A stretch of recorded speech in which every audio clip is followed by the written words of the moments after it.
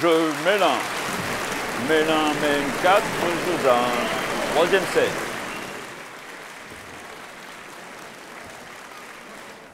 Qui ne saute pas n'est pas français. Hey! Qui ne saute pas n'est pas français. Hey! Mais pourquoi vous sautez pas? Vous y croyez pas? Vous reniflez le fiasco national? Aucun Français en quart de finale?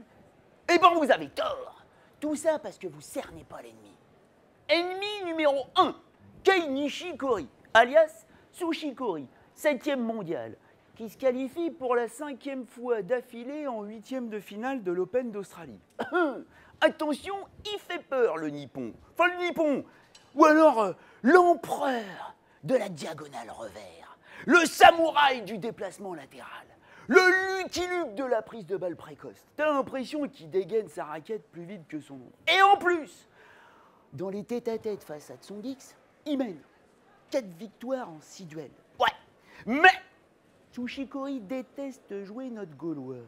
Trop puissant le Tsongix.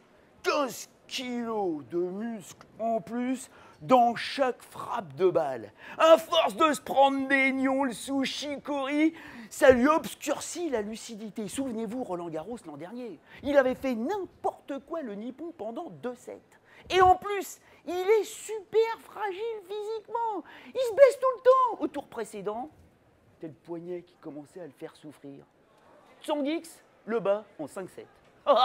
Ennemi numéro 2, Novak Djokovic, alias Drakulic, le vampire des Carpates. Alors lui, il te fait pas peur, il t'aspire la confiance jusqu'à la dernière goutte.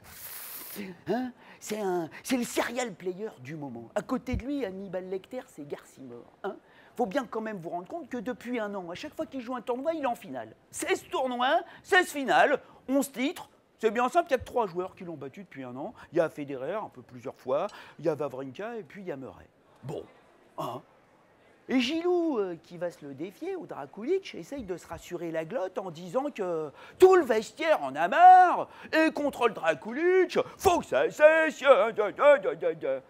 Et en plus, ils n'oublient pas que le Gilou a déjà battu le Drakulic. Si, mesdames et messieurs, une fois il l'a battu, une fois sur 10. Mais il l'a battu. C'était la première fois qu'ils s'affrontaient, il y a 8 ans, à Marseille. À un moment où le Drakulic, il n'en pouvait plus, puisqu'il venait de remporter 15 jours avant son premier titre du Grand Chelem, l'Open d'Australie. L'Open d'Australie qu'il a remporté au total 5 fois, dont 4 fois sur les 5 dernières années. Ça va piquer. Le Gilou, apparemment, peut gagner un set, hein, mais il n'empêchera certainement pas Drakulic d'atteindre son 27e quart de finale d'affilée en Grand Chelem. Effrayant.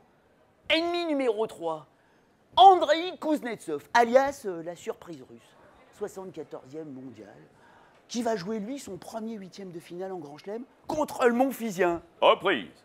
Bon, de toute façon, on en parlera demain. Ces deux-là jouent la nuit prochaine. En attendant, qui ne saute pas n'est pas français. Hey, qui ne saute pas n'est pas français. Hey.